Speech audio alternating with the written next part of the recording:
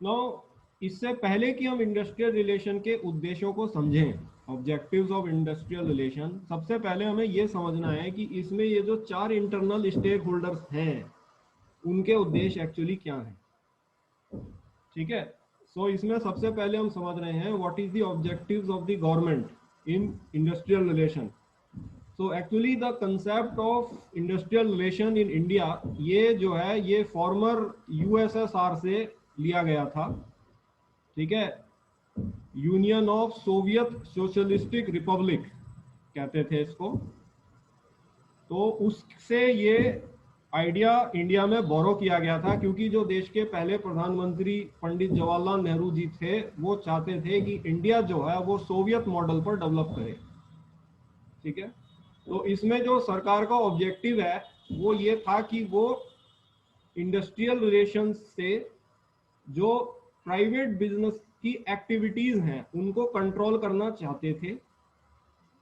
ठीक है, through labour unions, क्योंकि उनका ये मानना था कि जो प्राइवेट एम्प्लॉयर है उसकी जो माइंडसेट है वो अंग्रेजी है, ब्रिटिश है, क्योंकि उस समय अंग्रेज गया ही गया था देश छोड़कर। ठीक है, तो इसलिए ये जो इंडस्ट्रीज थी ये सब ब्रिटिश तरह की चलती थी। ब्रिटिशर्स का जैसे व्यवहार इंडियंस के साथ होता था उस तरह का व्यवहार इन लोगों का था वर्कर्स के साथ, कि इन्हें प्रोटेक्शन हर हालत में चाहिए, कोई मर रहा है मुझे इससे मतलब नहीं है।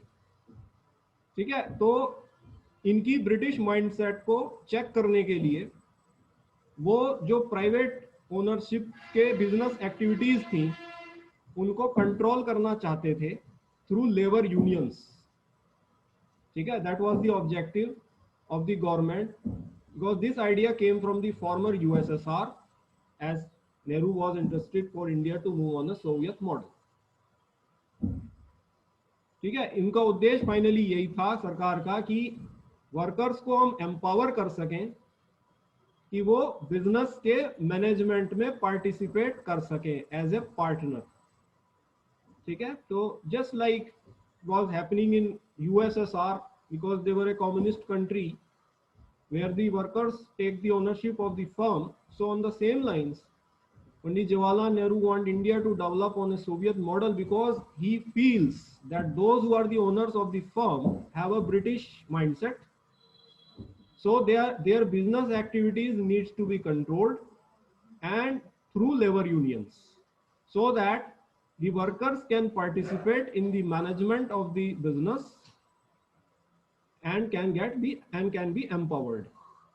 ठीक है, तो ये उनका ओवरऑल एम था, या सरकार का ओवरऑल एम था इस इंडस्ट्रियल रिलेशन के कंसेप्ट को इंडिया में लाने का, ताकि प्राइवेट जो बिजनेस है उसकी बिजनेस एक्टिविटीज को कंट्रोल किया जा सके लेबर यूनियंस के थ्रू, क्योंकि वो ये मानते थे कि ये अंग्रेजी सभ्यता के लोग हैं तो इसलिए इनको कंट्रोल करना बहुत जरूरी है। राइट, सो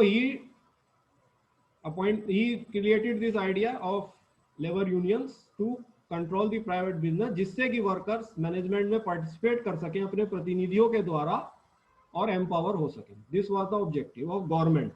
ठीक है, so the concept of industrial relations was adopted in India from former USSR because after independence Pandit Jawaharlal Nehru want India to develop on a pro-Soviet model.